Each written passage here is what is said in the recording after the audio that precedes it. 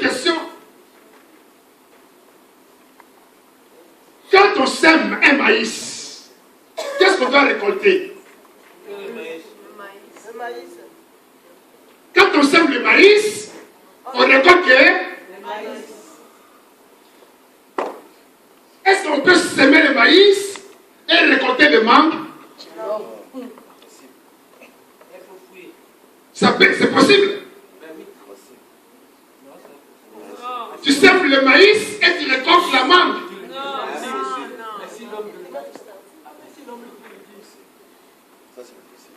Non, je pose la question. Est-ce que si tu sèmes le maïs, tu récoltes quoi? La mangue ou bien le maïs? Le maïs. Donc si tu sèmes le maïs, tu ne peux récolter que le Maïs. Troisième question. Écoutez bien.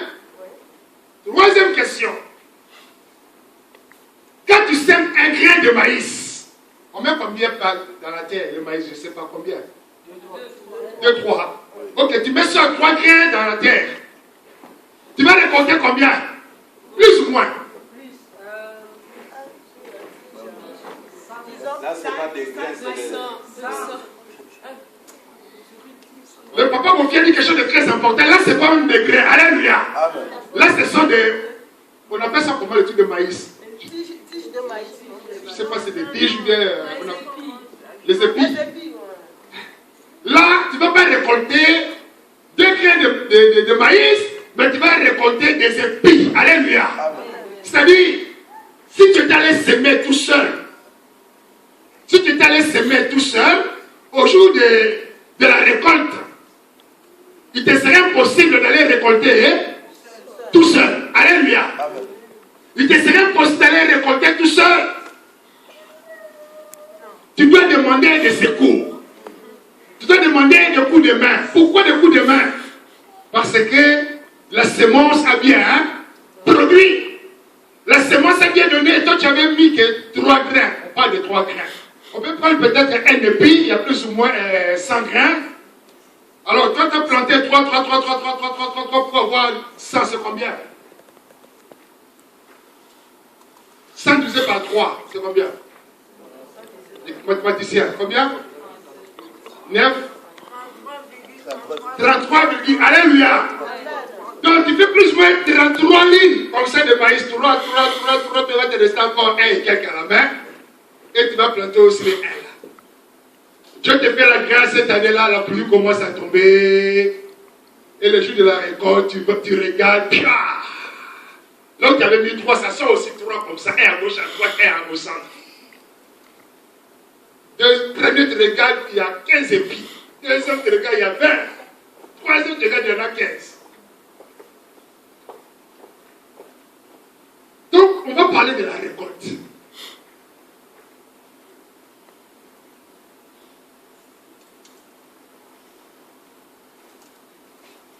Sans tarder, je vais demander à un frère qui va aller directement dans Galates.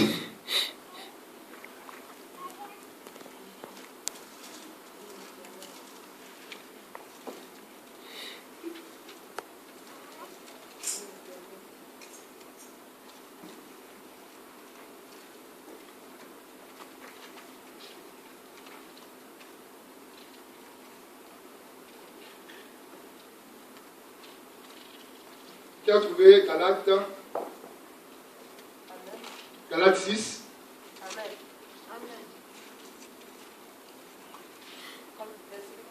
Galates 6, verset 7 à 8. Galates 6, verset 7 à 8. Je lis la parole au nom de Jésus. Amen. Ne vous y trompez pas. On ne se moque pas de Dieu.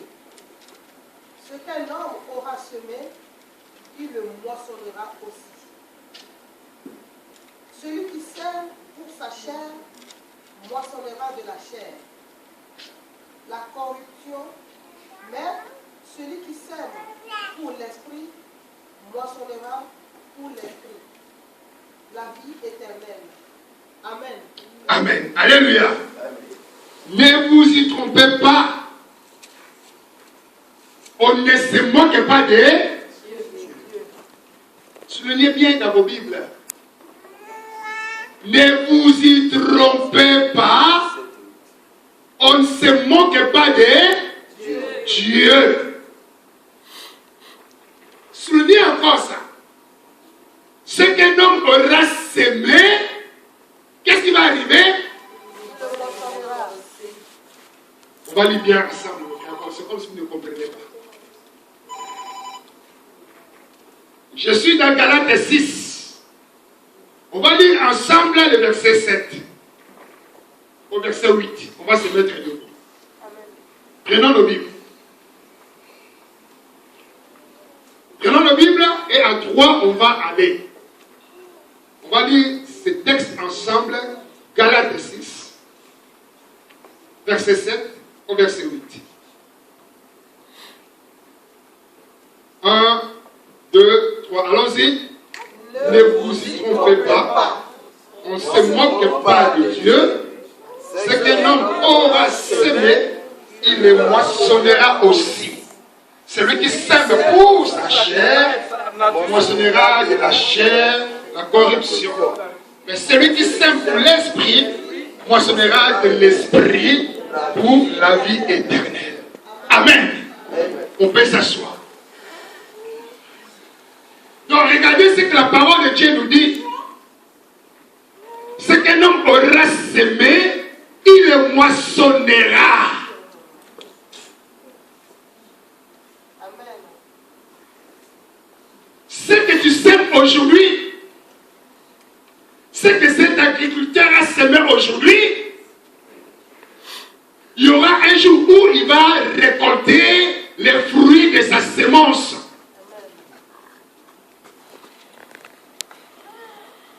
Et vous devez savoir une chose, de frères et sœurs. Nous les hommes, on peut nous comparer à un agriculteur. Car l'agriculteur, quand il se réveille, sa première pensée c'est d'aller semer ou bien d'aller récolter. Et toi et moi, nous sommes comme ces derniers. Car dans nos pensées, dans notre tête, dans notre esprit, nous avons aussi des semences. Alléluia. Amen. Nous avons aussi des semences. Je vais citer quelques-unes. La première semence que nous avons beaucoup dans la pensée, c'est la colère. Alléluia. Amen. La colère. C'est une semence. La colère dans la tête. Deuxième chose, la haine. J'ai la semence de la haine de ma pensée. C'est des semences que je suis en train de produire. C'est des choses que je suis en train de planter dans mon esprit. C'est des choses que je suis en train de semer. La jalousie, le vol, la corruption, la prostitution, envier la femme de quelqu'un, envier le mari de quelqu'un. Ça, ce sont des semences que l'on sème dans nos pensées. Et nous marchons avec. Et après le temps, cette semence dans la pensée commence à mûrir. Alléluia. Amen. Ça donne des racines. Ça devient de plus en plus fort. Voilà la raison pour laquelle il était déjà arrivé à dire, cette personne qu'on a reçue parce qu'elle disait hier, même si mon père mourait aujourd'hui, lui là, je ne le pardonnerai jamais. Et c'est pourquoi? Parce que tu as la sémence de ce manque de pardon dans ta pensée. Et au jour le jour, tu fonctionnes avec, tu marches avec, tu les nourris, tu les arroses. Tu les arroses. C'est pour cela, plus loin ici, la Bible dit ceci, celui qui sème pour la chair, moissonnera de la chair et la corruption.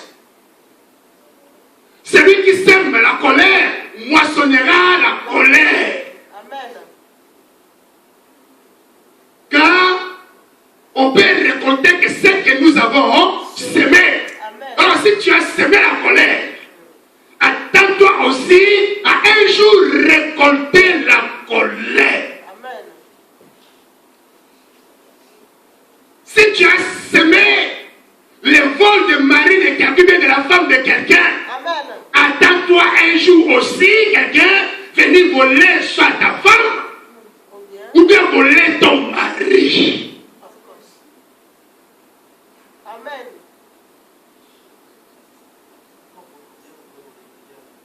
Si tu as volé le bien de quelqu'un, mon frère, attends-toi aussi un jour qu'on vienne aussi te visiter à la maison te voler. Car ce qu'un homme aura semé, il le moissonnera.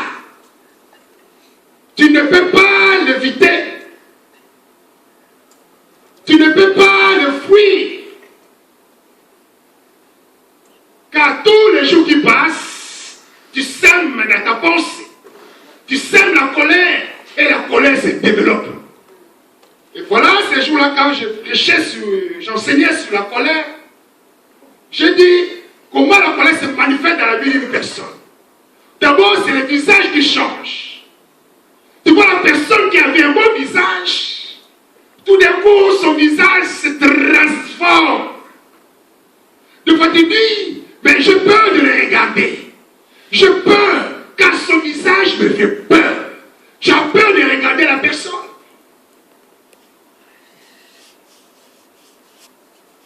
La colère se manifeste sur le visage. Et deuxième point, tu vois que maintenant la personne commence à serrer ses dents. Les mandibules commencent à bouger. Ça commence à bouger. Ça bouge. Les nerfs sortent. Et tu commences à voir les nerfs de la personne ici. C'est la suite. Il y a aussi les yeux qui changent. Alléluia. Les yeux deviennent rouges. À cause de la colère, les yeux deviennent rouges. Et la personne commence à serrer le poing. Donc là maintenant pour te dire, je suis prêt à tout. Coup de poing. S'il y a une table à ramasser, elle va ramasser la table. C'est pour ça qu'on dit, mais tu viens cette force. Alléluia. Donc dans cet état-là, la personne, comme il a semé cette colère dans la pensée, donc la colère a produit maintenant des racines. Ces racines sont devenues profondes. Et les démons maintenant profitaient. Qu'est-ce qu'ils font? Ils viennent maintenant rentrer dans la personne. Et c'est les démons maintenant qui dirigent. C'est les démons qui conduisent la personne. C'est les démons maintenant qui poussent la personne à réagir dans ce sens. Et tu vas voir, la personne qui peut être 35 kilos, il va ramasser la table ici avec un bras. Et nous on dit maintenant, il a fait comment? Alléluia. Amen. Il a fait comment pour soulever cette table? Ce n'est pas lui. C'est les pensées qu'il a produites, qu'il a semées dans son esprit. Ces pensées-là ont germé, ont donné des racines et poussent la personne à réagir comme ça. Donc ce qu'un homme aura semé, il doit s'attendre à le moissonner. Ça, c'est un principe qu'on ne peut pas éviter. Mes amis, soyons très prudents. Il faut que chacun de nous parvienne à contrôler combien il marche dans cette vie terrestre. Il faut que chacun arrive à trier ce qu'il doit faire et ce qu'il ne doit pas faire, de peur qu'un jour qu'il paie les conséquences. On va vous donner des exemples bibliques pour voir les conséquences de tout ce que nous partageons ici. Vous savez, il y a un proverbe qui dit ceci: qui crache au ciel, il lui retombe sur les visages. Alléluia. Amen. C'est comme ça que moi je te crache pas. Alléluia. Amen. Tu craches pas. Mais attends-toi à recevoir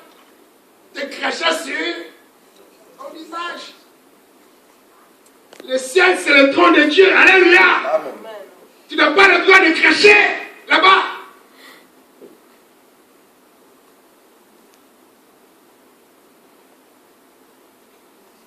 Mais, souvent, nous crachons. Nous crachons sur Dieu. Mais c'est que l'homme aura semé, il le moissonnera. Amen.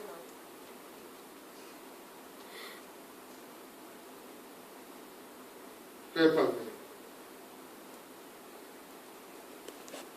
tu vas nous lire Genèse.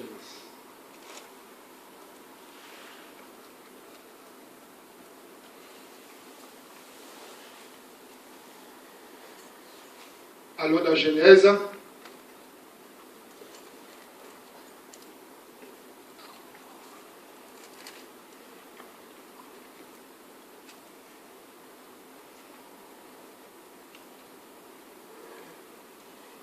Genèse 27, on connaît très bien cette histoire. On va encore la lire pour notre compréhension. On commence par le verset 1. Je lis au nom de Jésus. Amen. Isaac devenait vieux. S'il te plaît, frère, et je vais demander à la deuxième personne, toujours la Genèse 37. On va terminer ça, après on va attaquer directement 37. Alors, frère. Isaac devenait vieux et ses yeux étaient affaiblis au point qu'il ne voyait plus. Alors, il appela Ésaü, son fils aîné, et lui dit, mon fils, et lui dit, répondit, me voici. Isaac dit, voici donc, je suis vieux, je ne connais pas le jour de ma mort. Maintenant, donc, je te prie, prends tes armes, après tes armes, ton carquois et ton arc, va dans le champ et chasse-moi du gibier. Fais-moi un maître comme j'aime, apporte-le-moi à manger, afin que mon âme te bénisse avant que je meure. Et Rebecca écouta ce qu'Isaac disait à Ésaü, son fils, et Ésaü s'en alla dans le champ pour chasser du gibier et pour le rapporter. Puis Rebecca dit à Jacob, son fils, voici, j'ai entendu ton père qui parlait ainsi à Ésaü, son frère, et ton frère, apporte-moi du gibier et fais-moi un meurtre que je mangerai et je te bénirai devant l'Éternel avant ma mort. Maintenant, mon fils, écoute ma voix à l'égard de ce que je te demande. Va me prendre au troupeau 2 bons chevaux. J'en ferai pour ton père un maître comme il aime. Et tu le porteras à manger à ton père, afin qu'il te bénisse avant sa mort. Jacob répondit à sa mère, voici Ésaü, mon frère, est venu, et je n'ai point de poil.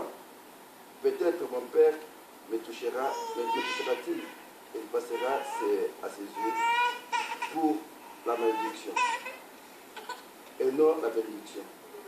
Sa mère lui dit, que cette malédiction, mon fils, retombe sur moi. Écoute seulement ma voix et va me le prendre.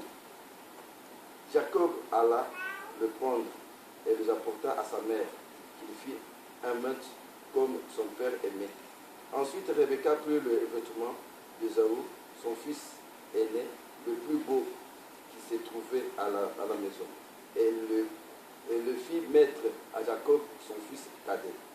Elle couvrit ses mains de la peau des chevreaux et son cou qui était sans poil. Et elle le plaça dans la main de Jacob, son fils, le maître de pain qu'elle avait préparé. Il vint vers son père et dit, mon père. Et Isaac dit, bon voici, qui es-tu mon fils? Jacob répondit à son père, je suis Ésaü, ton fils aîné. J'ai fait ce que tu m'as dit. Lève-toi, je te prie. Assis-toi et mange de mon gibier. Afin que ton âme me bénisse. Isaac dit à son fils, et quoi? Tu en as déjà trouvé, mon fils? Jacob répondit, c'est ce que l'Éternel, ton Dieu, l'a fait venir devant moi. Isaac dit à Jacob, approche donc et que je te touche, mon fils, pour savoir si tu es mon fils Ésaü ou non. Jacob s'approcha d'Isaac, son père, qui le toucha et dit, la voix est la voix de Jacob, mais les mains sont les mains d'Ésaü. Il ne le connut pas, parce que ses mains étaient velues, comme les mains d'Ésaü, son frère, et il le bénit. Il dit, c'est toi qui es mon fils Ésaü. Et Jacob répondit, c'est moi. Isaac dit, serre-moi, et que je mange du gibier de mon fils, afin que mon âme te bénisse. Jacob le servit et le mangera, et lui apporta aussi du vin et but. Alors Isaac, son père, lui dit, approche donc et baise-moi, mon fils. Jacob s'approcha et se baisa, et le baisa. Isaac sentit l'odeur de ce vêtement, puis le bénit, et dit, voici l'odeur de mon fils, est comme l'odeur d'un champ que l'Éternel a béni. Que Dieu te donne de la rosée du ciel, et de la graisse de la terre, du blé et du vin en abondance. Que le peuple se soit soumis, et que des nations se prosternent devant toi. Sois le maître de tes frères, et que le fils de ta mère se prosterne devant toi. Maudit soit quiconque te maudira, et béni soit quiconque te bénira. Isaac avait fini de bénir Jacob, et Jacob avait à peine quitté son père Isaac, qu'Ésaü, son frère, revint de la chasse. Amen. Alléluia. Amen. Alléluia. Amen. Et maintenant, dans 37, je suis au verset, Genèse 37, le verset 28. Qui a trouvé? Amen. Ah, Bruno, tu peux lire. 37, Genèse 37 à 36. Amen. Au passage des marchands mandianites, ils tirèrent et furent remonter Joseph hors de la citerne, et ils le vendirent pour 20 cycles d'argent aux Ismaélites qui l'emmenèrent en Égypte. Ruben revint dans la citerne, et voici Jacob était Voici Joseph.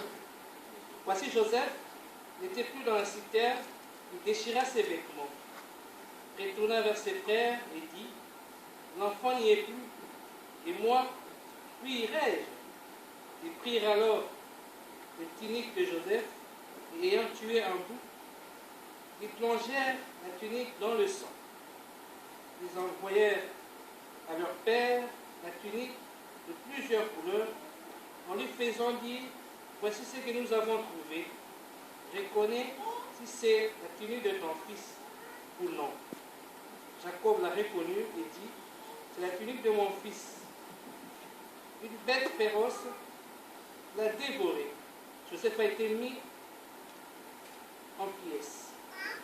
Il déchira ses vêtements, il mit un sac sur ses reins, et il porta longtemps le deuil de son fils. Tous ses fils et toutes ses filles vinrent pour le consoler, mais il ne voulut recevoir aucune consolation. Il disait, c'est en pleurant que je descendrai vers mon fils au séjour des morts. Et il pleura son fils. Les Mandianites le vendirent en Égypte à Potiphar, officier de Pharaon, chef des gardes. Amen. Amen. Pourquoi j'ai fait lire ces deux histoires? C'est pour qu'on comprenne quelque chose, mes frères et sœurs. Nous avons vu très bien ici l'histoire de notre bien-aimé Joseph et de son frère Esaü. Jacob et de son frère Esaü. On voit bien combien l'histoire s'est passée, mes frères. Esaü, l'aîné de la famille. Jacob, sachant que bientôt il va partir, c'est-à-dire il va mourir, il appelle son fils Esaü pour lui dire ceci: fils, moi je vais retourner vers mon Dieu. Mais je ne peux pas partir comme ça, je vais te bénir. Mais avant cette bénédiction, je préfère être comme tu es un chasseur. Va chasser un gibier pour moi. Prépare-le comme moi j'aime. Et quand je mangerai, je te bénirai. Rebecca était à côté, elle a entendu. Et elle est allée voir son fils. Le deuxième, Jacob, elle dit: écoute ce que ton père a dit à ton frère. Toi, ce qu'il faut faire, va maintenant, va prendre 2 troupeaux, va dans les troupeaux, va prendre 2 chevaux, tu vas les égorger, tu vas préparer pour ton père. Comme ça, ton père, au lieu de bénir Esaü, il va te bénir. Waouh! Maman, c'est quoi ça? Il dit: fais ce que moi je t'ai dit de faire. Fais-le. Mais n'oubliez pas qu'il porte déjà le nom des ravisseurs. Il porte déjà le nom des ravisseurs. Eh bien, mes amis, il a dit: ok maman, comme tu le veux, je vais le faire. Ils ont préparé le coup avec sa mère. Il a préparé pour son père, il a donné à son père. Il s'est présenté devant son père. Son père lui demande: est-ce que tu es Esaü? Il dit: oui, c'est bien moi, Esaü, c'est moi. Il a présenté la nourriture, le père a mangé, après le père l'a béni. Donc il a pris la bénédiction de son frère. Et ce n'était pas du tout facile pour Esaü de voir que Jacob, son frère, prendre sa bénédiction. C'était dur pour lui. Quand il était vite parti dans la forêt pour chasser afin de nourrir son père et recevoir la bénédiction. Et toute la bénédiction, mais malheureusement, son frère l'a précédé. Et regardez un peu la position de Jacob. Je suis sûr que quand son père l'a béni, il était joyeux. Alléluia. Amen. Mes frères seront maintenant mes serviteurs. Je serai le chef. Je vais dominer sur eux. Et je serai au-dessus. Et ils seront derrière moi. Il était content. Mais il avait oublié le principe biblique. C'est qu'un homme aura semé, il est moissonnera. Alléluia. Amen. Il a semé le mensonge. Il a semé le mensonge. Il a brisé le cœur de Esaü. C'était pas facile. C'était dur. Plus loin, si vous lisez bien les textes vers Esaü, on va voir, et puis ceci, il avait de la haine envers son frère. Il avait de la haine, dans une colère extrême envers Jacob. Jacob a bénéficié de ces bénédictions, et plus tard, il a eu des enfants. Les enfants ont grandi. Et peut-être avoir oublié l'histoire. Mais ce qu'un homme aura semé, il le moissonnera. Mais parmi ses fils, il y avait un seul qui l'aimait le plus. Comment s'appelait ce fils-là? Qui? Qui? Joseph. Jacob avait un fils qui l'aimait plus que tous les autres. Joseph. Ses frères étaient quelque part. Son père lui dit: bon, je te confie une mission, va voir si mes enfants se portent bien. Joseph s'était encouragé, il a pris ses enfants, il commençait à courir, il arrive là-bas. Quand ses frères l'ont vu, ah, c'est le bien-aimé de papa, on va voir ce qu'on va lui faire. Ils ont trouvé la solution. Qu'est-ce qu'il faut faire? Il faut les vendre. Mais avant de les vendre, ils ont réfléchi. Qu'est-ce qu'on va dire à papa quand il aime bien ses fils? Ce qu'il faut faire, il faut prendre son manteau tremper dans le sang de gibier et aller présenter ce manteau à papa et dire, ton fils bien-aimé a été dévoré par les animaux de la forêt. Rendre César à ce qui est dans César, non? Alléluia. C'est ça, mes frères et sœurs. C'est que l'homme aura semé, il le moissonnera. Combien de fois tu n'as pas dit, on m'a volé, quelqu'un a volé mon argent? Mais regarde, combien de fois tu as volé? Tu as volé combien de fois? Mais les jours qui sont venus te voler, tu as dit, mais qui a fait ça? Non, tu payes ce que tu avais fait aux autres. Tu payes. On les paye, mes frères et sœurs. On les paye. Le mal que tu as fait à autrui, sache que tu le payeras. La personne qui dit, comme tu détestes, tu ne peux pas pardonner les gens aujourd'hui, sache que demain aussi, les gens ne te pardonneront. Point.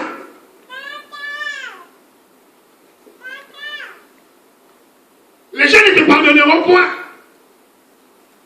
Ce qu'un homme aura semé, il le moissonnera. Et on peut encore aller plus loin, mes frères et sœurs, je suis maintenant dans nombre. On voit bien, notre frère Caleb et Josué sont partis maintenant espionner un peu la terre promise, la terre que Dieu avait promis à son peuple d'Israël, la terre de Canaan. Quand ces frères sont partis, ils ont espionné la ville. Ils ont constaté même que oui, il y avait de bons fruits et c'était un pays qui coulait le lait et le miel. Quand ils sont venus voir maintenant Moïse et Aaron pour faire les rapports, on constate maintenant que le peuple commence à murmurer. Tout Israël commence à murmurer. On aurait dû rester en Égypte. On était bien en Égypte. Vous avez conduit ici pour mourir. Le peuple a commencé à murmurer contre Moïse, contre Aaron, contre Dieu. Et quand ces frères sont partis espionner la ville, ils étaient restés 40 jours. 40 jours seulement d'espionnage. Ils ont fait leur travail et après ils sont rentrés. Mais comme le peuple maintenant, mes frères et sœurs, comme ce peuple continuait à murmurer contre Moïse, à murmurer contre Aaron, regardez ce qui est arrivé. La Bible me dit ceci, je suis dans Nombre 14, on va terminer par là.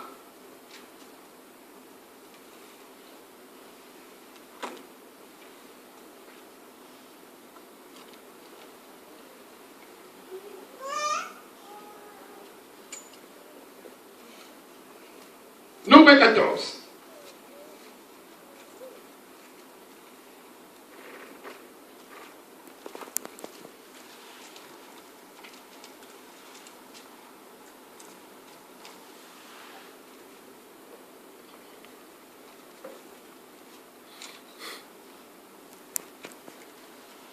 Je suis au verset 28, la Bible dit ceci.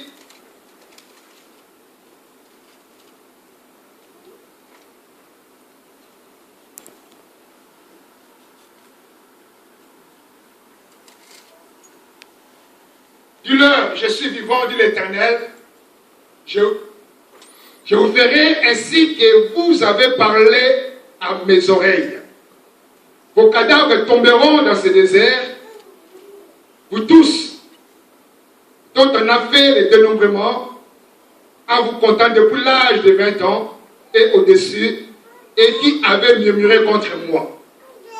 Vous n'entrerez point dans le pays que j'avais juré de vous faire habiter, excepté Caleb, fils de Jephuné, et Josué, fils de Nun. Et vos petits-enfants dont vous avez dit, ils deviendront une proie, je les y ferai entrer, et ils connaîtront le pays que vous avez dédaigné. Vos cadavres à vous tomberont dans le désert, et vos enfants seront nomades 40 années dans le désert et porteront la peine de vos infidélités jusqu'à ce que vos cadavres soient tous tombés dans le désert. Verset 34. De même que vous avez mis 40 jours à explorer le pays, vous porterez la peine de vos iniquités 40 années. Une année pour chaque jour, et vous saurez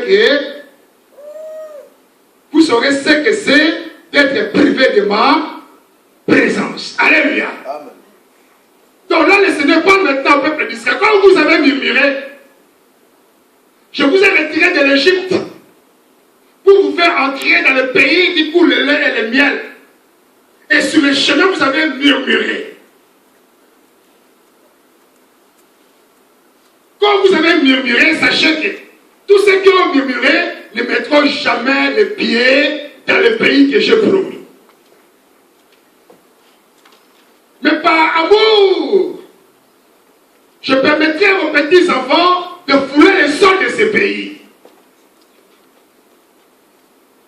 Mais sachez que, comme Josué et Caleb ont fait 40 jours pour explorer ce beau pays de Canaan, vous maintenant, avant de rentrer dans ce pays, vous allez faire combien d'années? 40 ans. Alléluia. Amen. 40 ans. Frère, 40 ans pour entrer dans Canaan. Ce que l'homme aura semé, il le moissonnera. Et le Seigneur nous dit ceci: vous avez fait 40 jours, mais vous porterez la peine de vos iniquités 40 années, une année pour chaque jour. Une année pour chaque jour. Tu as volé 10 personnes, mais attends-toi à être volé 10 fois 100 personnes. Attends-toi à cela. Tu n'as pas voulu pardonner à 2 personnes, mais sache qu'il y aura 4 personnes qui vont refuser totalement de pardonner. Tu as haï 2, 3, 4 personnes. Sache que 12 personnes te haïront.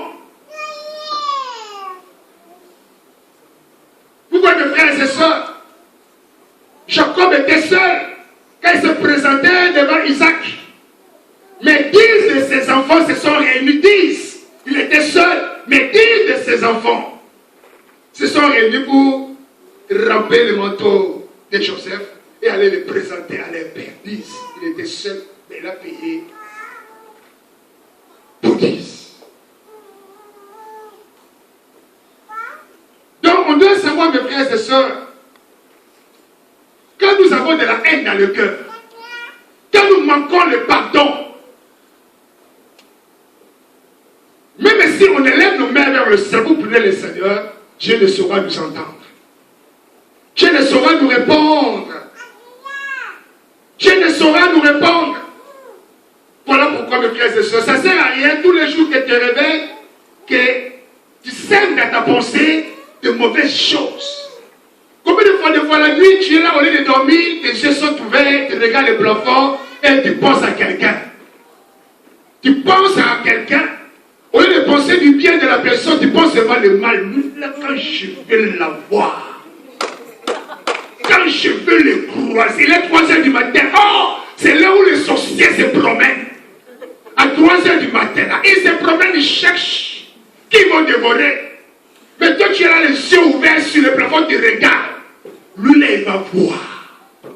Tout ce que je vais lui rendre. Tu commences à préparer ton coup. Tu commences à faire ton projet. Tu commences à mûrir dans la tête. Mais c'est normal que ces pensées deviennent des racines profondes. Et que quand il fera jour, quand tu verras la personne, tu seras prêt à accomplir ce que tu avais réfléchi la nuit. Mais nous voulons que Dieu entende nos prières. Car nous avons beaucoup de choses à dire à Dieu. Nous avons beaucoup de choses à demander à Dieu. Car autour de lui, il y a des malades. Autour de lui, il y a nos frères et sœurs qui ont besoin de leur séjour. Nous avons nos frères et sœurs qui veulent se marier. Nous avons nos frères et sœurs qui cherchent du travail. Donc nous avons besoin que Dieu exauce nos prières. Amen. Mais ce n'est pas à cause de toi. Ce n'est pas à cause de tes mauvaises pensées que les prières de cette église seront bloquées par le Seigneur. Ne sont pas l'auteur de blocage de ces prières. Laisse-toi libérer. Laisse-toi libérer. Chasse la colère. Chasse le manque de pardon. Chasse la haine. Il y a des gens qui sont fiers. Vous savez, moi je suis de nature. J'ai la haine. Hein. Moi c'est comme ça chez moi. C'est comme ça. C'est ma nature. Et alors? Dieu est capable de changer cette nature. De retirer de la nature de la haine pour te donner la nature de la vie. Amen. Nous étions tous mauvais. Parmi nous, il y avait des voleurs. Il y avait des voleurs. Parmi nous, il y avait des prostituées. Mais à cause de l'amour de Dieu, Dieu a retiré ces procès de la prostitution et fait d'elle ses enfants. Amen. Et nous qui étions des voleurs, Dieu nous a retirés de ces vols pour faire de nous maintenant des gens honnêtes. Arrêtez de mûrir dans ta pensée. Ne sois pas ce faux agriculteur qui pense qu'il va semer le maïs et il pense qu'il récolter la mangue. Tu ne récolteras jamais la mangue. Tu ne récolteras jamais la mangue. Mais tu dois savoir que ce qu'un homme aura semé, c'est ce qu'il moissonnera. Si tu veux que les gens te pardonnent, c'est maintenant de commencer à pardonner aux autres. Si tu veux que les gens t'aiment, c'est maintenant de faire un effort d'aimer les autres. Il faut aimer. Celui qui aime, c'est lorsqu'il recevra l'amour des autres. Mais souvent, que vous faites, les coups finis, vous êtes là dans les coins, vous attendez, c'est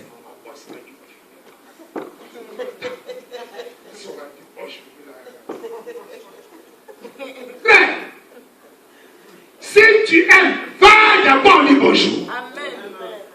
Va. Beaucoup d'enfants de Dieu vont rentrer en enfer à cause de l'orgueil. L'orgueil détruit le peuple de Dieu. Nous sommes trop orgueilleux, orgueil. Orgueil, l'orgueil, il n'y a que moi, il n'y a que moi, il n'y a que toi. Toi, c'est qui? Amen. La poussière, la pourriture. Éphémère, passager sur la terre, toi, c'est qui? Toi, c'est qui? Mais Dieu veut les hommes avec des femmes qui ont un cœur humble, un cœur sensible, maniable par Dieu. Je vais transformer nos cœurs afin que quand nous crierons vers le Seigneur, que nos prières soient entendues. C'est pour cela qu'Esaïe 50 nous dit ceci: nos mains sont pleines de sang. Il y a le sang dans les mains. Le sang. Comment tu peux présenter tes mains ensanglotées à l'Éternel? Tu ne peux pas voir ses mains ensanglotées. Tu ne peux pas les voir. Il faut purifier ses mains. Il faut laver ses mains. Il faut que ses mains deviennent pures. Là seulement quand tu vas les élever, tu pourras entendre et répondre. Sois humble. Sois humble. Humilie-toi. Humilie-toi. Nous sommes aussi, ce qui est bien avec nous les Africains, nous avons une culture. Dans notre culture, les grands frères c'est un grand frère. Les petits c'est un petit. Et maintenant, on voit le contraire, c'est les petits qui veulent que les grands frères aillent vers moi.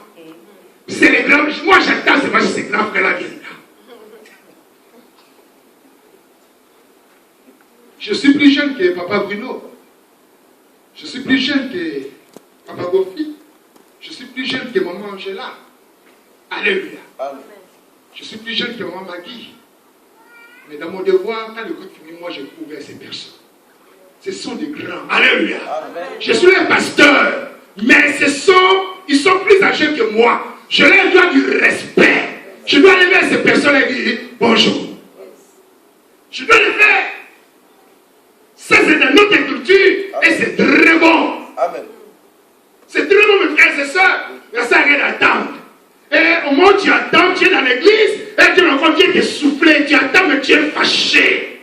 Tu es dans l'église, mais tu es fâché. Je suis fâché contre lui. Il me dit même pas bonjour. Il me fait même pas. C'est lui qui me dira, oh, je suis avoir comment je vais vivre.